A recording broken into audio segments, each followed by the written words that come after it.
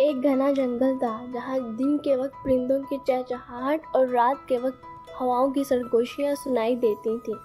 اس جنگل میں سب جانور پرامن زندگی گزار رہے تھے، لیکن ایک راز ایسا تھا جس نے سب کو خوف میں مبتلا کر رکھا تھا۔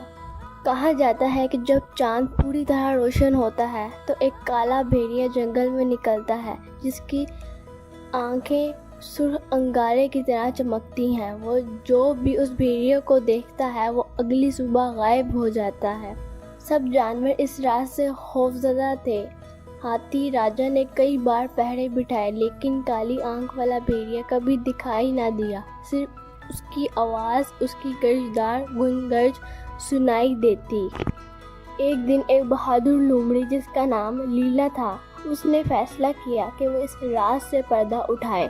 لیلا نے رات کو ایک اونچے درخت پر چھپ کر نگرانی کی۔ اچانک جھاڑیوں میں ہلچل ہوئی، ایک سایہ نمودار ہوا اور پھر ایک خوفناک آواز گونجی، کون ہے جو میرے راستے میں آیا ہے؟ لیلا کی سانس رک گئی لیکن اس نے ہمت نہ ہاری۔ اس نے دیکھا کہ وہ بھیڑیا واقعی لال آنکھ والا ہے، لیکن تب اچانک کچھ عجیب ہوا۔ بھیڑیا زمین پر گرا اور اس کی کھال اترنے لگی اور نیچے سے نکلا خرگوش راجو۔ لیلا حیران رہ گئی۔ راجو جو سب کو معصوم لگتا تھا خود بھیڑیا بنا ہوا تھا۔ راجو نے اعتراف کیا کہ وہ جان بوجھ کر بھیڑیا بن کر دوسروں کو ڈراتا تھا تاکہ وہ اپنا خزانہ چھپا سکے جو اسے ایک پرانی غار سے ملا تھا۔